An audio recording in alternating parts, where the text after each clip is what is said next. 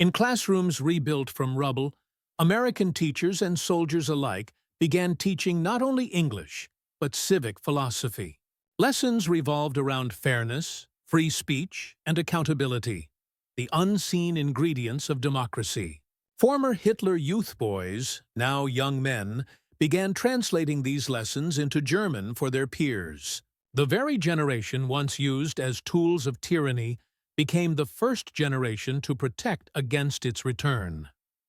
Sociologists studying post-war Germany later coined a term for this: Erziehung durch Güte, or education through kindness. It described a form of re-education rooted not in punishment, but in empathy. The approach was unconventional, even controversial. Critics argued that forgiveness came too easily, but history would prove it right. The children of this generation would become the architects of a peaceful Europe. Letters from American women who had served overseas reveal how personal this transformation was. One nurse, writing from Stuttgart in 1948, reflected, "We came to heal wounds, but what healed us was seeing them learn to live again." One boy told me he wants to become a teacher, so he can tell others that kindness is stronger than orders. I think that's the only victory that matters. By then, the U.S. Army hospitals had long since closed, the kitchens dismantled, the tents folded, but their spirit remained. In the cafes of newly restored cities, the smell of fresh bread drifted once more through open windows. It was no longer a smell of survival. It was the smell of civilization returning. The moral consequences rippled far beyond Germany. American policymakers began to see humanitarianism not as charity, but as strategy. Feeding an enemy became a means of preventing the next war. The same philosophy would later guide U.S. actions in Japan, Korea, and beyond. Yet, for all the grand politics, the memory endured on the smallest scale, in the hearts of those boys who had once knelt in dirt, trembling before a nurse with a loaf in her hands. Many of them grew up to write memoirs or letters of thanks to the women who had cared for them. Some even traveled to America decades later, seeking the nurses who had called them sons. One such reunion took place in 1971, in a modest home in Kansas. The old soldier, now in his 40s, brought with him a gift, a loaf of homemade rye bread. He broke it, handed half to the nurse who had once saved him, and said simply, "You fed me then. Let me feed you now." The sound of bread cracking filled the room, the same sound that had once echoed across a conquered continent, now reborn as the sound of reconciliation.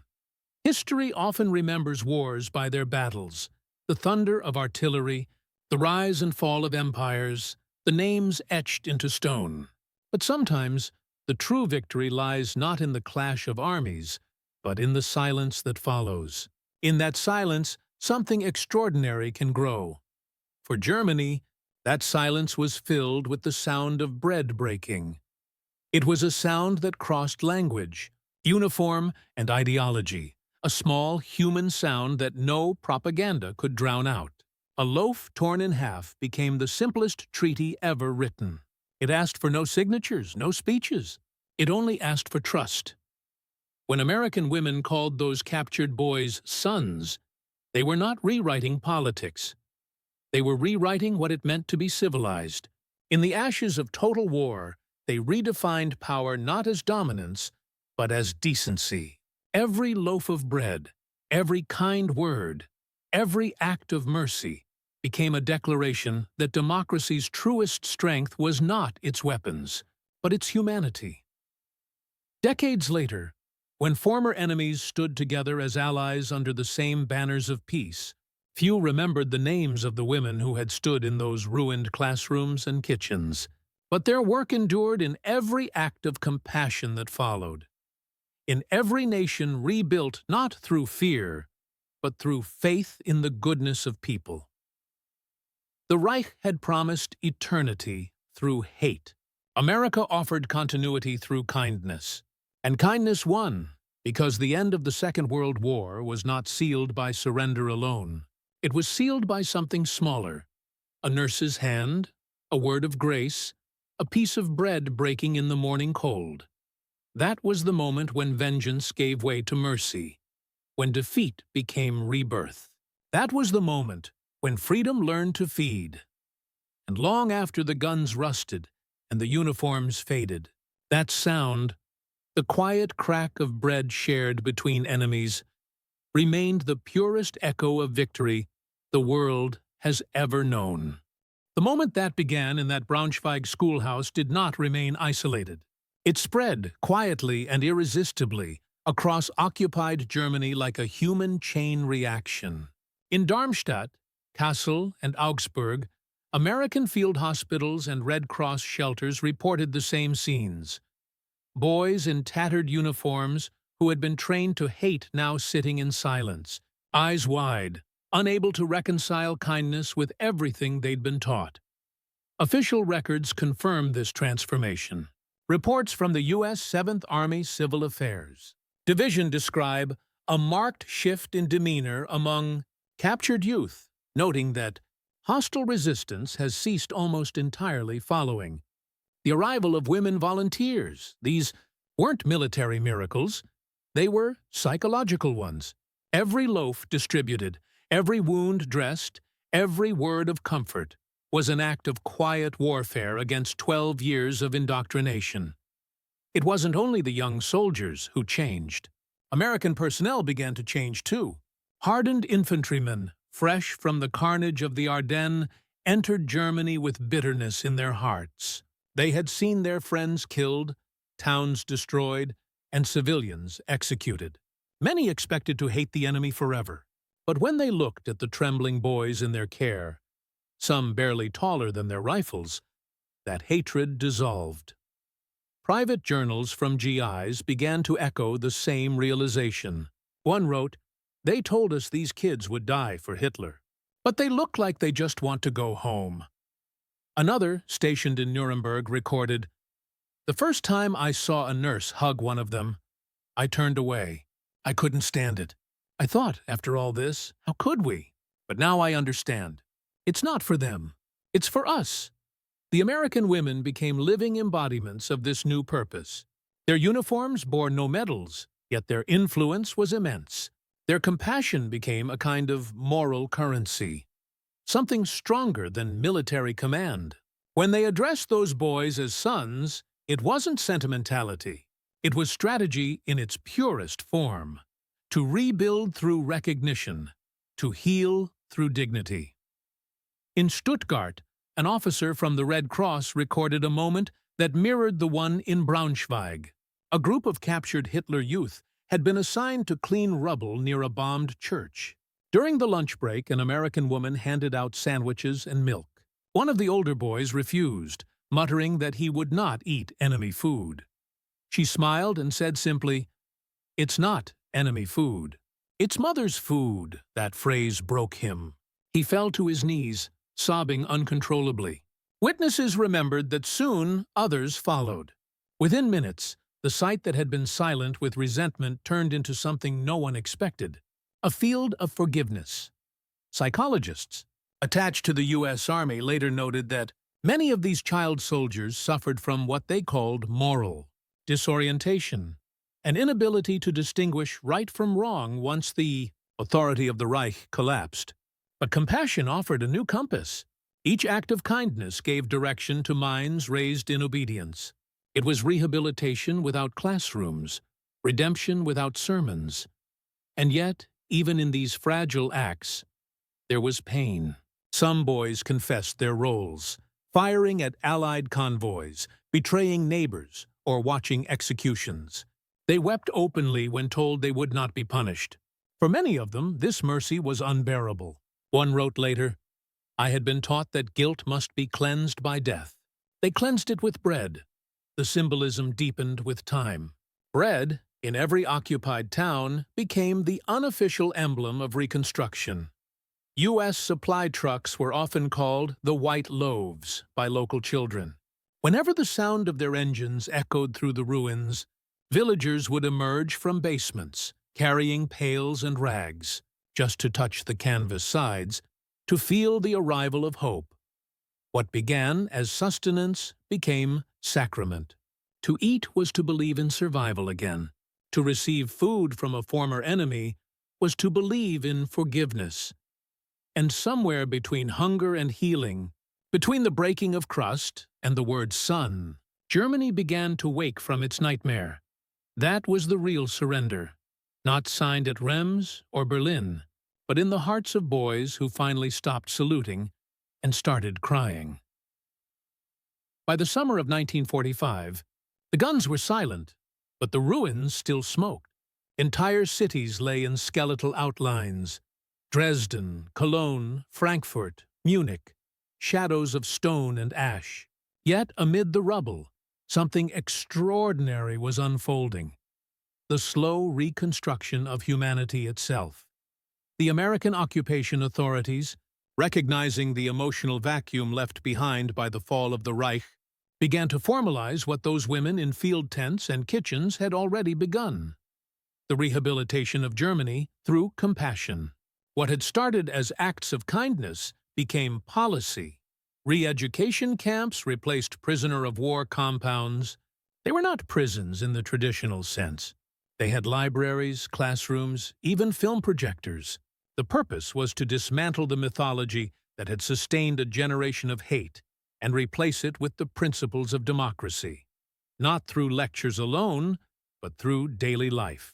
Soldiers who once swore oaths to Hitler now learned to read newspapers without censorship. They were taught to question, to think, to disagree. Actions once punishable by imprisonment. Food remained the foundation of it all. The recurring symbol of bread evolved from a gesture of mercy into an emblem of policy. American aid shipments became known informally as bread lines of freedom. Each loaf, distributed by the U.S. Army's Civil Affairs Division, was stamped with a small eagle emblem, not as propaganda, but as a reminder that liberty and sustenance were intertwined. Reports from U.S. military administrators show that crime and violence in these zones dropped sharply wherever feeding stations were established. Wherever the smell of bread reached, one colonel wrote, discipline returned without force. The weapon of hunger, once used by dictators to control, was now used by democracies to restore. The American women continued to serve long after the war headlines faded. Nurses, translators, and social workers stayed through the harsh winter of 1946, when frostbite and famine threatened more lives than combat had. They delivered babies in the shells of bombed hospitals, organized orphan rescues, and taught children how to spell words like hope and tomorrow. Some even adopted German orphans themselves. The War Relief Board documented hundreds of such cases. Women who returned to America not just with medals, but with sons. In a single generation, enemies had become family. Meanwhile, the young soldiers who had once fought to the death for Hitler now faced the more difficult task of living. Many entered American-sponsored work programs or educational initiatives like the Youth Reorientation Centers designed to give them purpose. They were encouraged to learn trades, to study foreign languages, to rebuild bridges and roads. The message was clear. Redemption came through reconstruction. Historians often call this period the Quiet Revolution. No parades, no speeches, just millions of small, ordinary acts of rebuilding. And yet, it laid the psychological groundwork for what would later become the Marshall Plan, the massive American effort that rebuilt not only Germany's cities, but its moral structure. There was resistance. Of course, some Germans refused aid out of pride or guilt. Others hoarded the loaves distributed by American trucks, unsure if this generosity would last. But gradually, the pattern repeated. Suspicion softened into gratitude, gratitude into trust, and everywhere the same sound returned. The simple, human sound that had defined this entire transformation. The breaking of bread. A nurse in Munich wrote in her journal that year, "Every time I hand a child a piece of bread, I feel like I'm giving him a second childhood." in a land that had lost everything: pride, homes, faith. The act of eating became a quiet form of worship. Because survival, in 1945, Germany was no longer about victory. It was about forgiveness. As the seasons turned and Germany's ruins began to sprout new walls and windows, the invisible rebuilding, the moral one, had already taken root. The American occupation had entered its most delicate phase, turning mercy into memory, and memory into ideology. By 1947, the first wave of reports from U.S. intelligence analysts described a striking phenomenon: a visible emotional dependency between German civilians and their occupiers. In the American zones, attitudes toward the United States were transforming faster than in any other Allied sector. Where the Soviets ruled with fear and confiscation, the Americans ruled with food, structure, and transparency. The difference was not lost on the Germans. The same boys who had once marched under banners of conquest now carried shovels and textbooks, working alongside American engineers to repair rail lines and power stations. The term enemy disappeared from official communication. They were now participants in recovery. What had begun as a humanitarian effort was evolving into the foundation of an alliance that would define the second half of the century. At the center of this metamorphosis remained the same symbol: bread. It was now institutionalized through programs like CARE, and later the Marshall Plan. Millions of packages, labeled with the names of anonymous Americans, arrived in towns that had forgotten generosity. Each parcel contained coffee, sugar, milk powder, canned meat, and, always, flour. Newspapers called them letters of kindness. For many Germans, these packages were their first direct contact with democracy. Tangible proof that freedom could feed, not just fight. The transformation did not come easily. Some of the boys remained hostile, refusing food or help. They spat on the ground when offered a hand. Yet even in defiance, they betrayed confusion more than hatred. When asked why he kept fighting even after Germany had surrendered, one youth replied, "Because I don't know what else to be." This was the psychological crater left by totalitarianism, a generation that had never been allowed to imagine life without obedience. And so, the smallest gestures of compassion became revelations. When American women sewed patches onto their torn uniforms or shared cigarettes, these boys began to mimic the behavior of kindness. Some asked to help in the kitchens or to translate for other prisoners. They were rediscovering choice, the rarest freedom of all. One Red Cross nurse later described it perfectly. "It wasn't their stomachs we were feeding. It was their souls trying to wake up." Bread, that recurring sound and symbol, became the physical bridge between two worlds. In every camp, there was the ritual of its breaking: crust cracking, crumbs scattering, steam rising. For the boys, it meant sustenance. For the Americans, it meant forgiveness. The act was simple, yet its meaning was vast. Bread had always been a ration, a measure of survival. Here, it became communion. This moral reversal, mercy instead of vengeance, nurture instead of retribution, became one of the quietest revolutions of the post-war world. It was not born in conferences or signed in treaties. It began in field kitchens and first aid tents, where the victors decided not to mirror the cruelty of the vanquished. For the American women especially, it was a personal defiance of the brutality they had heard about. They were soldiers of empathy in a world that had forgotten it. Theirs was not the victory of force, but of gentleness. And for the first time, the German boys learned that power could also heal. And that realization, that the enemy was capable of kindness, became the first lesson of peace they would ever learn. Behind the scenes, compassion was not merely a spontaneous act. It became a deliberate tool of strategy. The United States, emerging as both conqueror and reformer, understood that military victory meant little if the defeated remained spiritually broken. The goal had shifted from crushing the German people to rebuilding them. But how could that be done when an entire generation had been taught that the world beyond Germany was evil?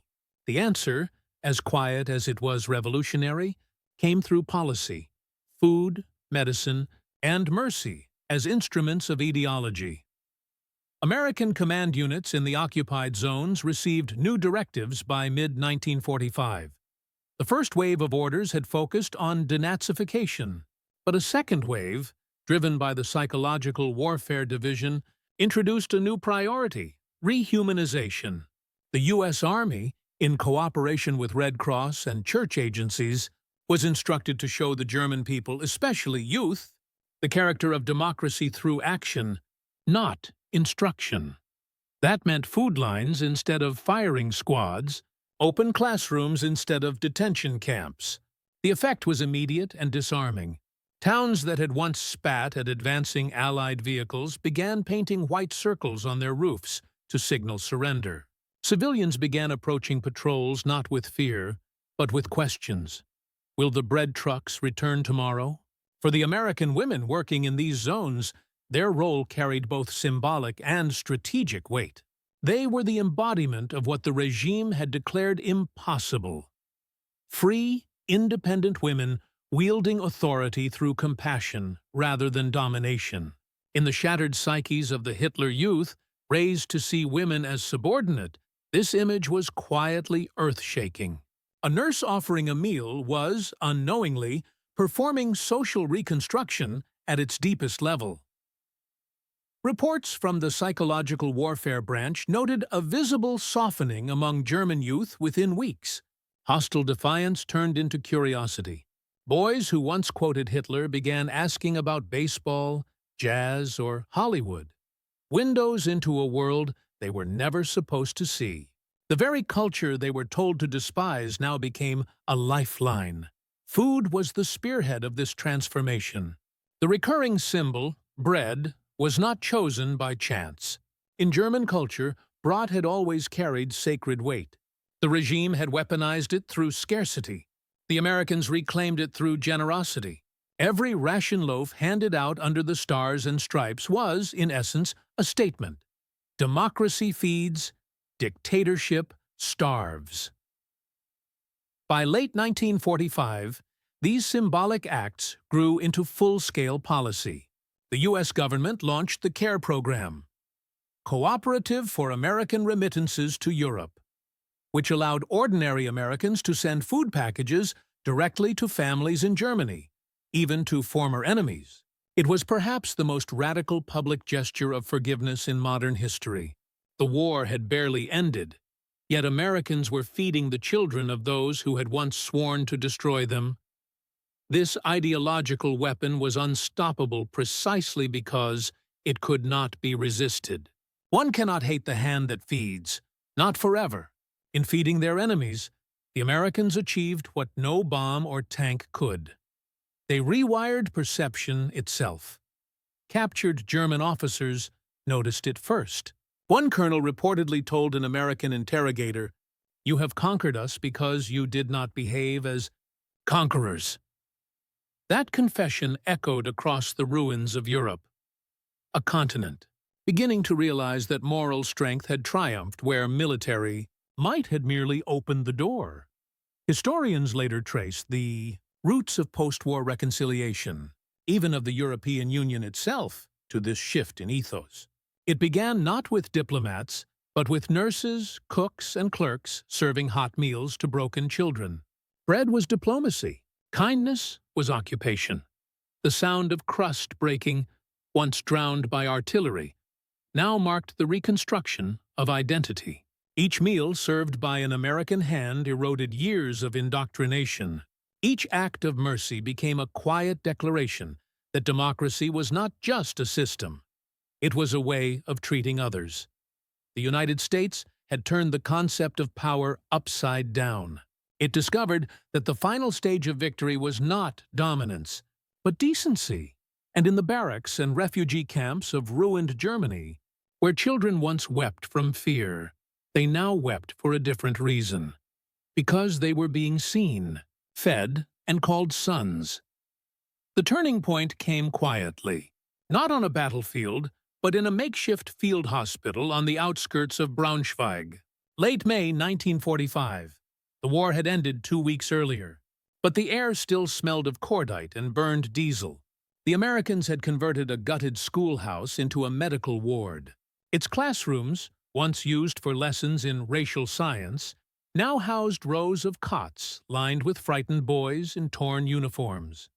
The staff was mostly women, nurses from the Army Medical Corps, Red Cross volunteers, and a few German translators who had defected from the Reich long before.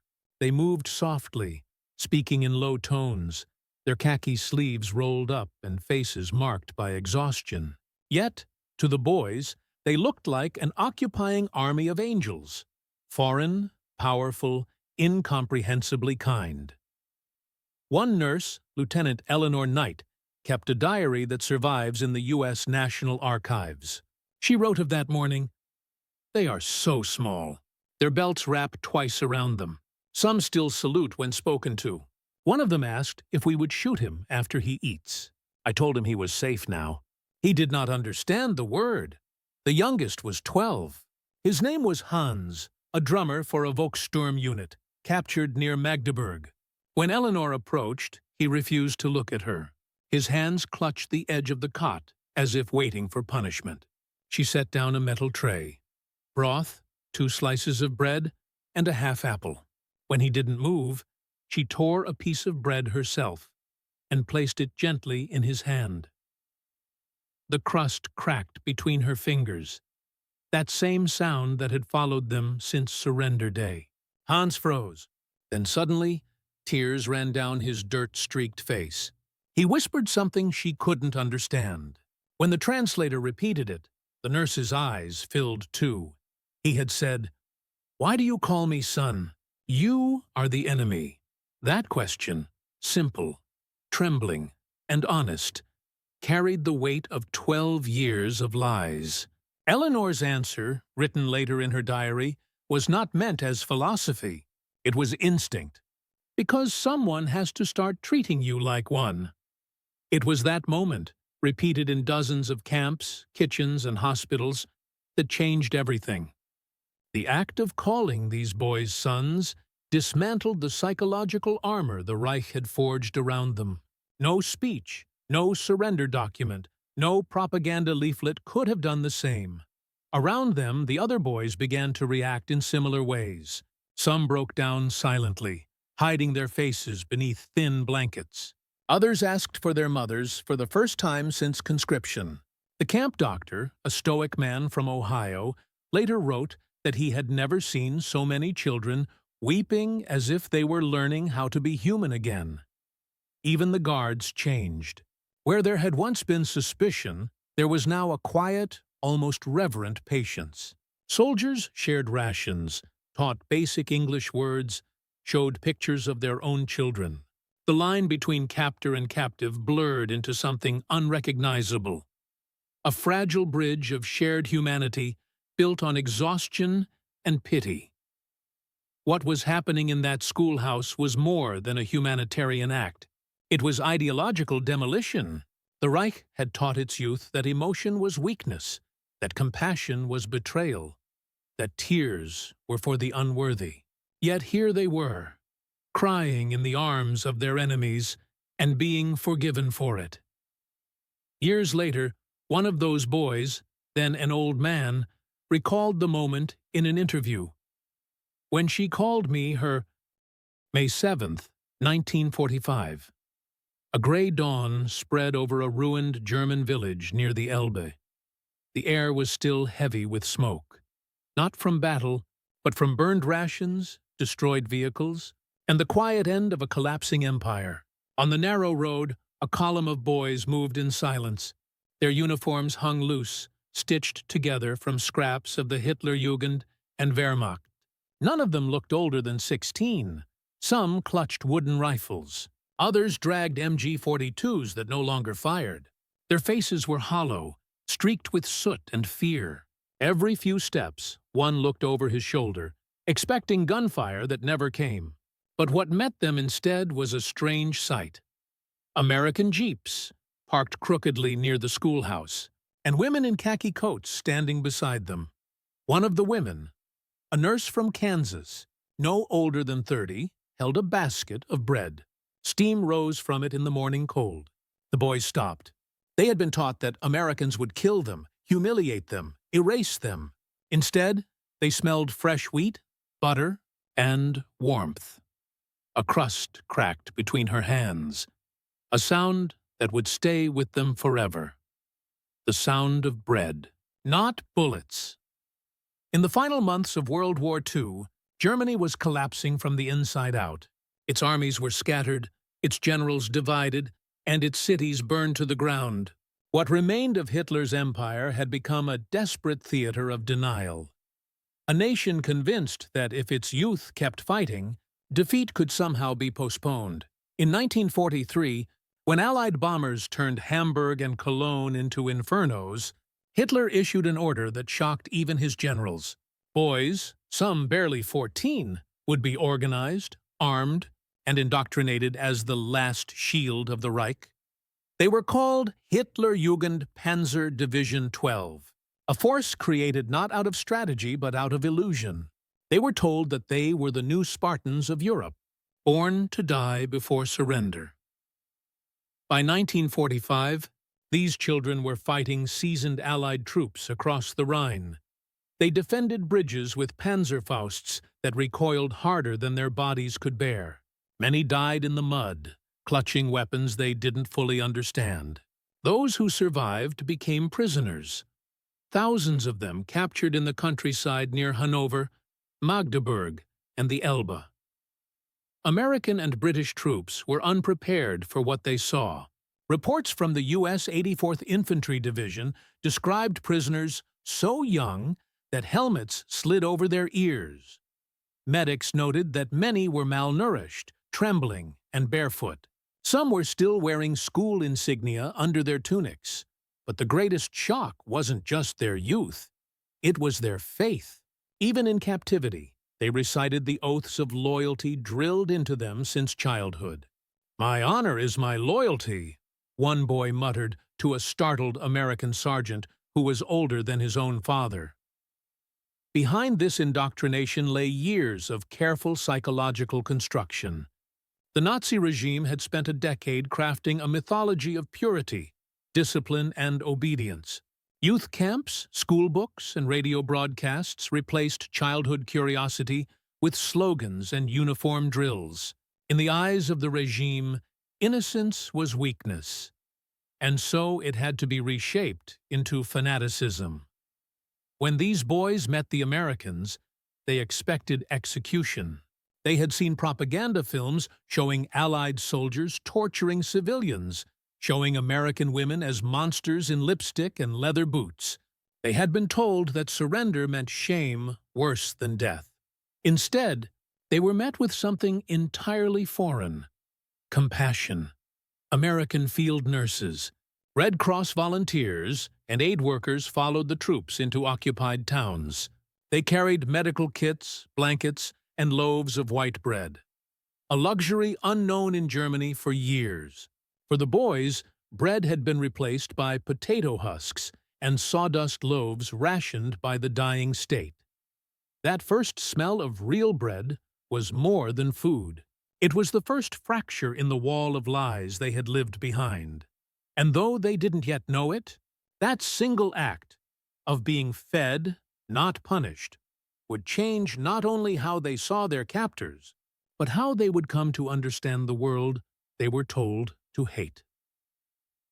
The moment the bread broke, the empire that made them broke with it. The occupation of Germany in May 1945 did not begin with triumph. It began with hunger. Across the American sector, civilians and surrendered troops were living on fewer than 1,000 calories a day. Bridges were destroyed, rail lines torn up, and food stores emptied by retreating units. The German currency was worthless. The only true wealth left was whatever the Americans chose to distribute.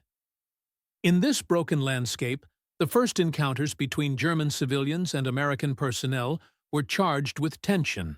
Soldiers had come expecting resistance and hatred. The Germans, especially the young, expected vengeance. But what they met instead were strange scenes that blurred the lines between enemy and savior. At temporary field camps near Bad Kreuznach and Limburg, American soldiers unloaded crates not of ammunition, but of canned peaches, powdered milk, and flour. The Red Cross set up mobile kitchens, long metal wagons that rolled into villages where nothing was left standing. Their purpose was not just to feed prisoners, it was to feed the idea that mercy could exist after such destruction. Among those working these stations were hundreds of American women, nurses, aid workers, translators, and volunteers from church groups back home. They wore the same khaki uniforms as the men, but their presence had a different weight. They carried notebooks instead of rifles, medicine instead of maps. To the German boys, they were something beyond comprehension. Women in power, yet gentle. Victors, yet kind. One report from the 116th Evacuation Hospital noted that younger prisoners appeared confused, even frightened, when spoken to kindly. They had no frame of reference for such behavior. For years, German propaganda had painted Allied women as savage, decadent, and morally corrupt. The contrast between that image and the reality, a nurse washing their wounds or handing them a slice of bread, shattered more than their morale. It began to dismantle the architecture of hate itself. Many of these women wrote home, describing their experiences in letters that still survive. A nurse named Eleanor Knight from Pennsylvania recorded that the boys would not eat unless we sat with them. They trembled when we smiled. Another, stationed near Kassel, wrote that one young prisoner burst into tears when she called him son. He said no one had used that word for him since his mother was taken in the bombing. That simple human address, son, was more powerful than any weapon used in the war. It reconnected these boys to a concept long erased by the Reich: belonging without condition. For a decade, they had belonged only to the state, to the Führer, to the cause. Now they were being seen as children again, not soldiers. And in that fragile recognition, something irreversible happened. The Americans discovered that compassion could achieve what firebombing never could: the dismantling of faith in a lie. From this point onward, occupation policy itself began to shift. What had started as military control evolved into moral reconstruction. U.S. forces realized that feeding and healing were acts of disarmament in their own right.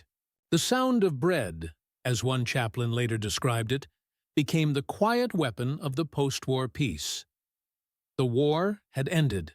But for the German child soldiers, the real battle, the one for their humanity, was only beginning.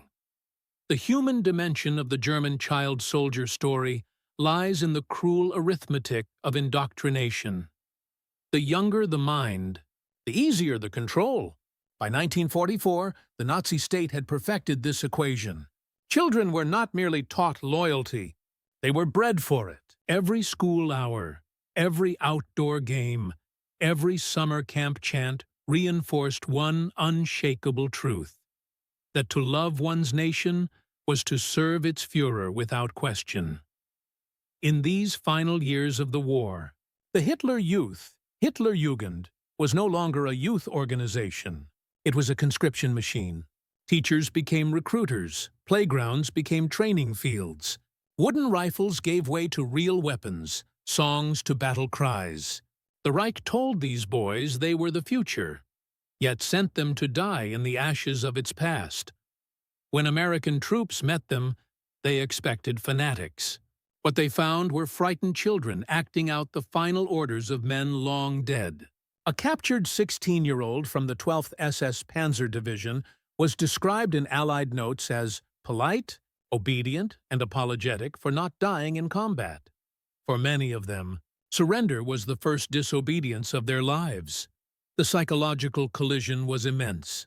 Imagine a boy who had spent half his life being told that mercy was weakness, now standing before an American nurse who cleaned his wounds and said, "You'll be all right." The indoctrinated mind resisted the gesture. The human heart could not. It was here that compassion became subversive. Each meal, each bandage, each word of comfort chipped away at years of propaganda. The Americans were not trying to reprogram these boys. They were simply treating them as human beings. Yet, in that act, they dismantled the very foundation of Nazi ideology, that only the strong deserve to survive. There are diaries and military reports that hint at how profound these moments were. A chaplain serving with the U.S. Ninth Army wrote, "One boy refused to eat until we said grace. He did not know what the prayer meant, but he said he wanted to belong to something that wasn't shouting orders." To the Americans, this was a duty of mercy. To the Germans, it was an introduction to freedom, quiet, ordinary, and uncommanded.